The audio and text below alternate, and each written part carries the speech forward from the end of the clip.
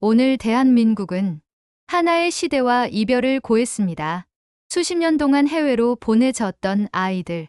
누군가는 미국으로, 누군가는 유럽으로 향했지만 그 아이들 모두에게 돌아올 곳은 없었습니다. 그러나 오늘 대한민국 정부는 공식으로 선언했습니다. 2029년까지 해외 입양 전면 중단. 그동안 입양을 민간에 맡기고 아동을 외국으로 보내왔던 국가 시스템은 이제 끝을 맞이합니다. 입양은 선택이 아닌 국가의 책임이다. 이 선언은 단순한 정책이 아닌 수십만 입양인의 존재를 처음으로 인정하는 순간이기도 했습니다. 그리고 오늘 저희 채널에서는 이 역사적인 전환의 순간에 한 사람의 놀라운 이야기를 전해드리려 합니다. 3살의 나이에 미국으로 보내져 2번이나 파양당하고 시민권도 없이 살아가야 했던 한 남자. 그는 이 정부의 선언을 들은 날 말없이 눈물을 흘렸습니다. 그리고 마침내 40년 만에 고국을 찾았습니다. 과연 국가는 그에게 어떤 의미였을까요? 그리고 그는 다시 이 땅에 서 있을 자격을 되찾을 수 있었을까요? 지금부터 입양 보내진 아이의 규환이라는 한 인간의 눈부신 이야기를 전해드리겠습니다. 문은 잠겨져 있었고 두드려도 아무도 나오지 않았습니다. 경찰이 오고 영어도 서툰 제게 이런저런 서류를 내밀었습니다. 쫓겨났다는 사실을 알아차리는 데는 그리 오랜 시간이 걸리지 않았습니다. 제 이름은 아론 김입니다. 1979년 겨울 한국에서 태어나 미국으로 입양된 아이입니다. 올해로 49. 그러나 단 한 번도 누군가에게 완전히 받아들여졌다고 느낀 적이 없습니다. 왜 이제서야 이런 이야기를 꺼내느냐고요? 사실 그동안은 누구에게 말해도 믿지 않을 거라 생각했습니다. 하지만 2024년 한국 정부가 내놓은 한 문장을 들었을 때 저는 한참을 울었습니다. 2029년까지 해외 입양을 전면 중단하겠습니다. 그 한마디가 저 같은 사람도 국가가 기억하고 있다는 신호처럼 느껴졌거든요. 그래서 이 이야기를 꺼내보려 합니다. 저 혼자만의 이야기가 아니라 수많은 보내진 아이들의 이야기이기도 하니까요. 3살이던 저는 아무것도 모른 채 미국으로 향하는 비행기를 탔습니다. 동그란 얼굴에 작은 가방 하나 들고요. 비행기 안에서 울다 지쳐 잠든 아이는 그 이후의 삶에서 자주 울게 됩니다. 처음 입양된 가정은 버지니아주에 살던 백인 부부였습니다. 저를 케빈이라고 불렀고 집에는 제 또래의 아이가 한 명 더 있었습니다. 처음엔 모두가 친절했습니다. 하지만 제게 영어가 익숙하지 않자 조금씩 짜증 섞인 말투가 늘었습니다. 왜 말을 못 알아듣는 거야? 이건 기본이야, 케빈. 그리고 어느 날 아무런 설명도 없이 차를 타고 몇 시간을 달려 다른 집 앞에 저를 내려놓고 갔습니다. 그때 처음 그 어린 나이에 입양이라는 단어가 안정이 아닌 거래 같다는 생각을 했습니다. 2번째 가정은 미네소타였습니다. 이 집에서는 겉보기엔 모든 것이 더 좋아 보였습니다.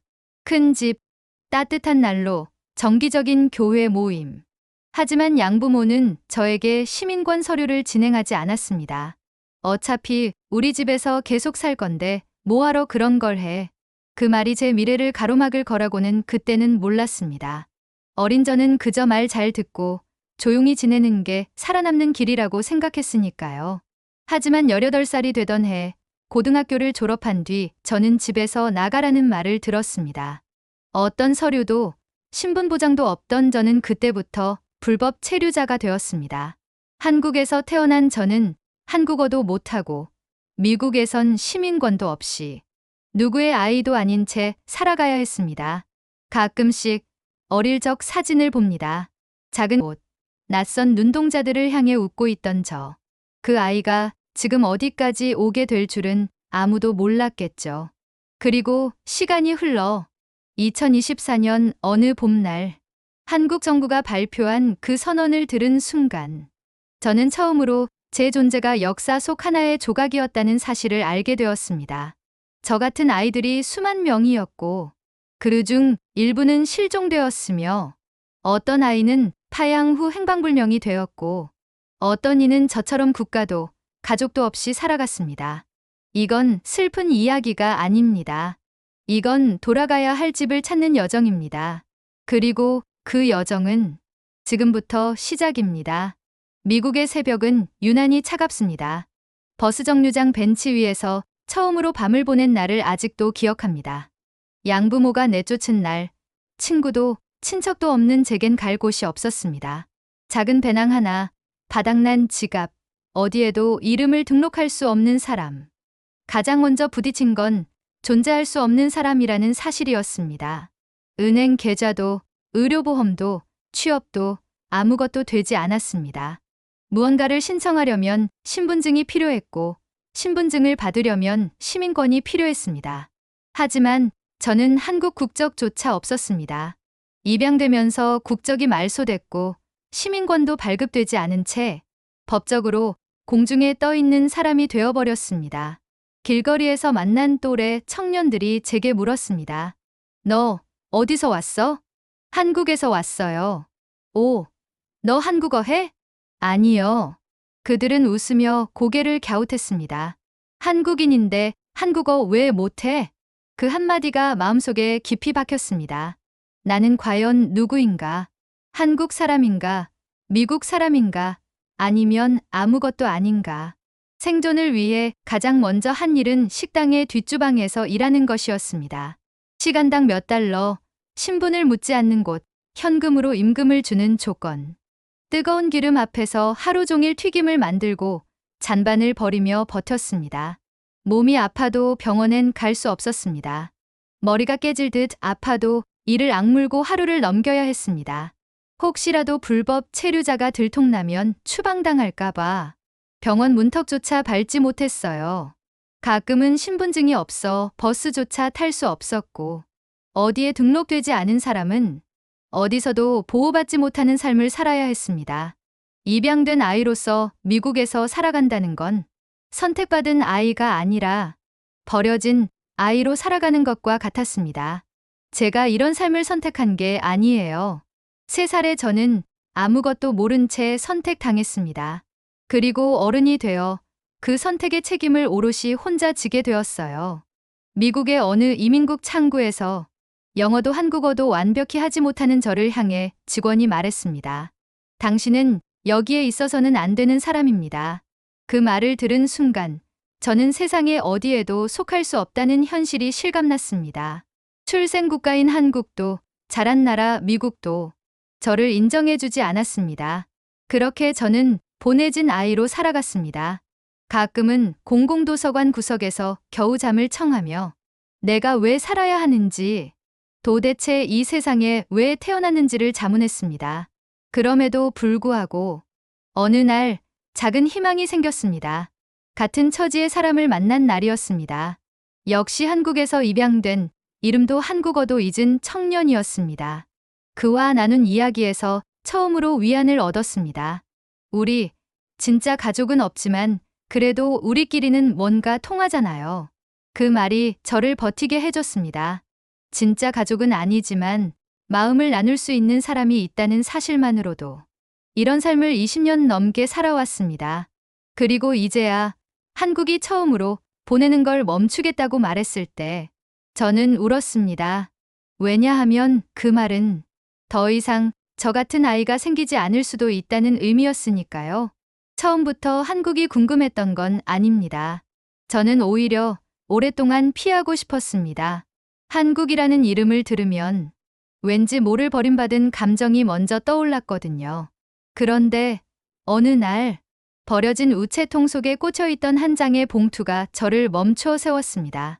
입양인 지원단체에서 온 안내장이었고 내용은 이랬습니다.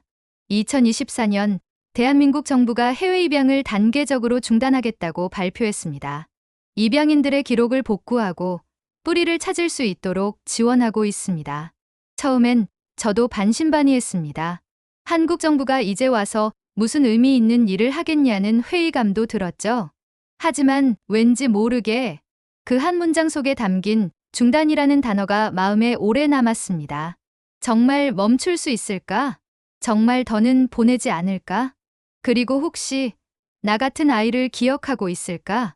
그날 밤 저는 오랜만에 컴퓨터 앞에 앉았습니다. 구글에 한국 입양 중단, 입양인 뿌리 찾기라는 단어를 검색했고 수많은 기사와 영상이 떠올랐습니다. 어떤 영상은 제 마음속 깊은 곳을 후벼 파오기도 했습니다. 한 입양인이 40년 만에 친어머니를 찾았다는 이야기, 그리고 서로를 껴안고 오열하는 장면. 그 순간 제 눈가도 뜨거워졌습니다. 나도 그런 날이 올 수 있을까? 다음 날 저는 입양인 지원단체에 전화를 걸었습니다. 담당자는 차분하게 저를 반겨주며 출생기록을 추적할 수 있는 방법과 한국 방문 지원 프로그램을 설명해줬습니다. 한국에 와 보시는 건 어떠세요? 이제는 한국에서도 입양인들을 맞이할 준비를 하고 있습니다. 한참을 망설이다가 결국 입을 열었습니다. 전 한국말 하나도 못해요. 거기 가도 환영받을 수 있을까요? 담당자는 웃으며 말했습니다. 괜찮아요. 말보다 중요한 건 마음이에요. 그리고 당신은 본래 한국의 사람이었어요. 단 한 번도 제외된 적 없었어요. 그 말에 저는 처음으로 되돌아가도 되겠다는 용기를 가졌습니다. 몇 달 뒤 입양인 모임의 초청으로 한국행 비행기에 몸을 실었습니다. 40년 만에 처음 밟는 땅, 기억에도 없던 고구. 인천공항에 내리자 맑고 정돈된 공기, 익숙하지 않은 언어, 그리고 친절하게 안내를 해주는 자원봉사자들의 미소가 저를 맞이했습니다. 한국에 오신 걸 환영합니다. 그 한마디에 제 가슴이 벅차올랐습니다.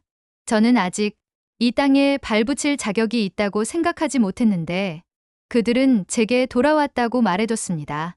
첫날 밤 서울의 작은 게스트하우스에서 창문을 열었습니다. 멀리 보이는 한강, 그리고 빛나는 도시의 야경을 보며 나는 속으로 중얼거렸습니다. 여기가 정말 내 고향일까? 아직 확신은 없었습니다. 하지만 분명한 건 그날 이후로 저는 한국을 그냥 보내진 나라가 아닌 다시 돌아올 수 있는 나라로 바라보기 시작했습니다. 서울에 머문 지 사흘째 되는 날, 저는 입양인 지원단체의 안내로 해외 입양 정책 변화 관련 세미나에 참석하게 되었습니다. 처음엔 그저 가볍게 생각했습니다. 정부가 무슨 말을 하든 내 인생이 바뀌는 건 아니겠지. 하지만 회의장에 들어서자 공기가 달랐습니다. 주변에는 세계 각국에서 온 입양인들, 기자들, 정부 관계자들이 모여 있었고 무대 앞 대형 스크린에는 이런 문장이 걸려 있었습니다. 대한민국, 아이를 보내는 나라에서 함께 키우는 나라로. 순간 숨이 멎는 줄 알았습니다. 너무 단순한 말인데 왜 이렇게 가슴이 먹먹할까요? 그 문장 아래에는 이제 더 이상 한국이 해외 입양에 의존하지 않겠다는 정부의 방침이 상세히 적혀 있었습니다. 2029년까지 국내 아동의 해외 입양을 전면 중단합니다. 모든 입양 과정은 국가와 지자체가 직접 관리하며 불가피한 경우가 아니면 해외 입양은 추진되지 않습니다. 이어 무대에 오른 보건복지부 관계자는 입양인들을 향해 이렇게 말했습니다. 지금까지의 입양 정책은 정부의 책임을 회피한 결과였습니다. 아이를 보내는 것을 당연시했던 시대는 이제 끝나야 합니다. 더 이상 아이가 국가로부터 분리되는 일은 없어야 합니다. 이 말을 듣는 순간 저는 마음속 깊은 곳에서 억눌러 왔던 감정이 솟구쳤습니다. 이제야 국가가 말해주는구나. 우리 같은 아이들의 인생이 잘못되었다고. 발언 후 Q&A 시간이 이어졌고 프랑스에서 온 입양인이 손을 들었습니다. 제가 떠나올 때는 아무도 제게 선택권을 주지 않았습니다. 왜 그 결정은 늘 아이가 아닌 어른들이 했을까요? 정부 측 관계자는 고개를 숙인 뒤 이렇게 말했습니다. 그 질문이 오늘 우리가 이 자리에 모인 이유입니다. 이제는 어른이 아이를 선택하는 것이 아니라 사회 전체가 아이의 삶을 책임져야 한다는 인식이 필요합니다. 뒤를 이은 발표에서는 입양을 대체할 수 있는 전문 위탁가정 제도, 장애아동과 미혼모 가정에 대한 국가 지원 확대, 그리고 입양 전 상담과 사후관리 강화 방안이 소개되었습니다. 이 모든 변화가 이제 막 시작되었지만 저는 분명히 느낄 수 있었습니다. 한국은 변하고 있다는 것을요. 세미나가 끝난 후 저는 한 기자에게 질문을 받았습니다. 아론 씨, 이 정책 변화가 개인적으로 어떤 의미가 있나요? 한참을 망설이다가 저는 조용히 말했습니다. 저는 이미 보내진 아이였어요. 되돌릴 수 없는 시간도 많았고요. 하지만 이 정책이 계속된다면 저 같은 아이는 더는 생기지 않을 수 있잖아요. 그게 제가 여기 온 이유입니다. 기자는 고개를 끄덕이며 미소 지었습니다. 그날 밤 저는 처음으로 국가라는 단어를 다시 생각했습니다. 내가 태어난 나라가 비록 늦었지만 잘못을 인정하고 바꾸려 한다는 사실만으로도 제 삶에 새로운 의미가 생긴 것 같았습니다. 그리고 문득 그때 저처럼 비행기에 실려 다른 나라로 떠나지 않아도 될 아이들이 한국에서 자신의 이름으로 자신의 나라에서 살아갈 수 있다는 상상을 했습니다. 이제 한국은 아이를 보내는 나라에서 아이를 지키는 나라로 바뀌고 있습니다. 세미나 이후 저는 며칠 동안 마음이 벅찼습니다. 뉴스 기사, 정책 발표, 자원봉사자들의 따뜻한 눈빛까지 처음으로 한국이라는 나라가 저를 품어준다고 느꼈습니다. 그런데 현실은 그리 단순하지 않았습니다. 입양인 기록 복구를 위해 서울에 있는 한 구청을 방문했습니다. 담당자는 컴퓨터를 확인하더니 고개를 갸웃거렸습니다. 김아론 씨 맞으시죠? 출생 기록이 여기엔 없네요. 입양기관에서 확인하셔야 할 것 같아요. 저는 입양기관에 전화를 걸었지만 이미 폐쇄된 상태였습니다. 서류가 어디로 갔는지, 누가 가지고 있는지 아무도 정확히 알지 못했습니다. 그럼 제 출생 기록은 이제 없는 건가요? 직원은 난감한 얼굴로 말했습니다. 정확히 말하자면 복구가 안 된 상태라고 보시면 됩니다. 그 순간 머리가 하얘졌습니다. 정부가 변화하고 있다고 해서 이제야 국가가 품어준다고 믿고 있었는데 출생 기록이 없으면 저는 다시 존재하지 않는 사람이 되는 걸까요?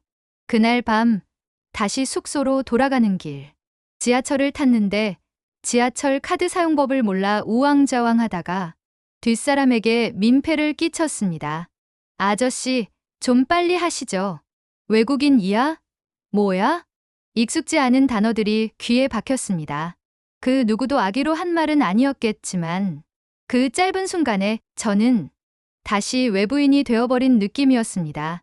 한국에 오신 걸 환영합니다 라는 말은 정말 진심이었을까? 서울 거리를 걸으며 스스로에게 물었습니다. 이 도시가 반짝이고 사람들이 웃고 있어도 저는 여전히 어딘가에 끼어들지 못하는 느낌이었습니다. 며칠 뒤 저는 입양인 모임에서 캐나다에서 온 한 입양인을 만났습니다. 그녀 역시 출생 기록이 사라졌다고 했습니다. 정부는 변하겠다고 하지만 우리는 여전히 제도 밖에 있어요. 정책은 있는데 그 정책을 실현할 시스템이 아직 약하잖아요. 그 말에 저는 고개를 끄덕였습니다. 맞아요. 선언은 출발일 뿐. 그 선언이 현실이 되기까지는 수많은 장벽을 넘어야 한다는 걸 절감했습니다. 그러나 그날 아주 작은 변화도 경험했습니다. 같은 모임에 참석한 한국인 자원봉사자 지원이 제게 조심스럽게 말을 걸었습니다. 혹시 출생기록 찾는 거 같이 도와드려도 될까요? 저는 놀란 눈으로 그녀를 바라봤습니다. 괜찮아요. 이미 여러 번 해봤고 잘 안 되더라고요. 지원은 미소 지으며 말했습니다. 그럼 제가 그 한 번 더가 되어볼게요. 그 말이 그렇게 위로가 될 줄 몰랐습니다. 제도는 아직 완전하지 않았지만 그 안에서 사람들은 조금씩 천천히 입양인들을 환대하는 방법을 배워가고 있었습니다. 그날은 비가 왔습니다. 늦가을의 서울은 부쩍 쌀쌀해져 있었고 어깨를 움츠리며 거리를 걷던 저는 갑작스런 통증에 멈춰섰습니다. 왼쪽 아래 어금니가 욱신거리기 시작했습니다. 몇 해 전 미국에서 값비싼 비용 때문에 제대로 치료받지 못했던 치아. 그것이 한국에서 갑자기 반응을 일으킨 겁니다. 아, 안 돼. 통증은 빠르게 심해졌고 밤이 되자 얼굴이 붓기 시작했습니다. 게스트하우스 주인에게 조심스레 도움을 청했습니다.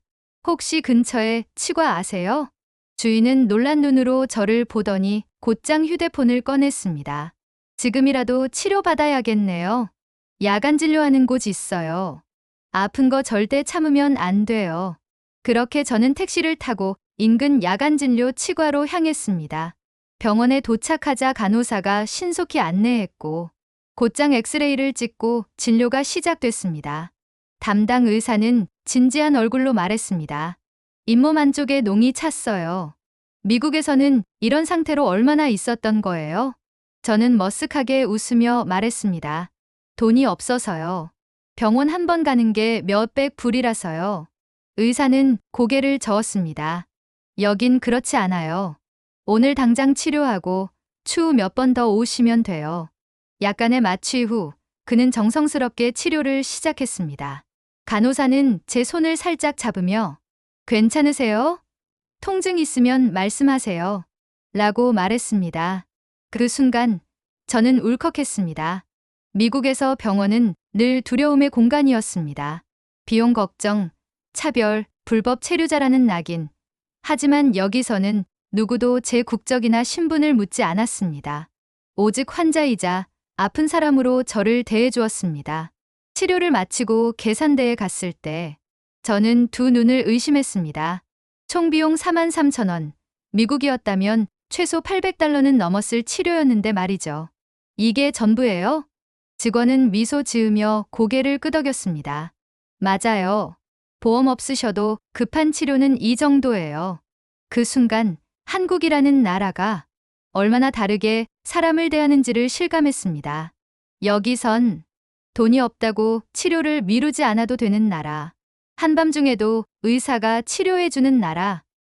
그리고 내가 어떤 국적이든 아프면 먼저 치료받는 나라.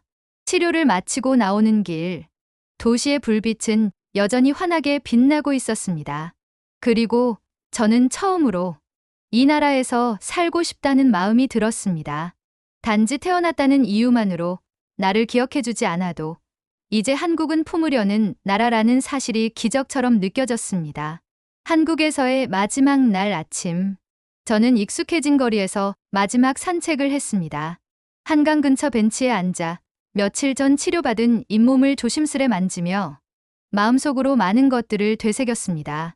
불과 2주 전만 해도 저는 이 땅에 발을 들일 자격조차 없다고 느꼈습니다. 출생기록조차 없는 채 어디에도 속하지 못했던 사람.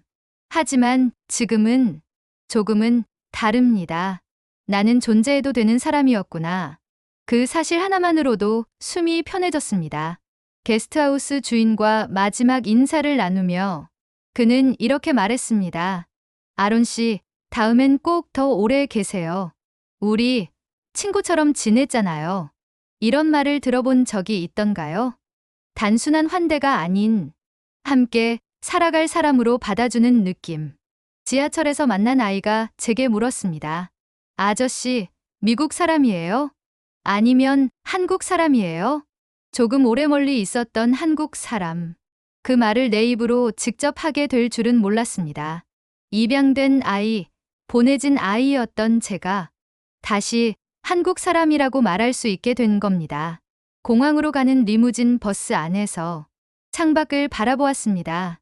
빛나는 도심, 바삐 움직이는 사람들, 편의점 앞에서 컵라면을 먹는 청춘들, 그리고 버스 정류장에서 손을 흔드는 한 아이와 엄마. 그 장면 하나하나가 보내지 않아도 되는 나라라는 확신을 줬습니다. 한국은 아직 완벽하지 않습니다. 입양 제도에는 여전히 개선이 필요하고 정책은 선언만으로 끝나지 않아야 합니다.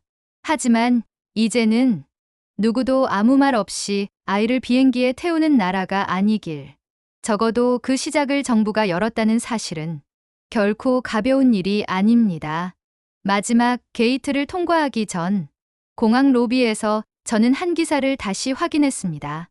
2025년 12월 대한민국 정부는 제3차 아동정책 기본계획 2025년에서 2029년을 통해 해외 입양을 단계적으로 줄이고 2029년까지 원칙적으로 국내 보호 체계를 우선 적용하겠다고 발표했다.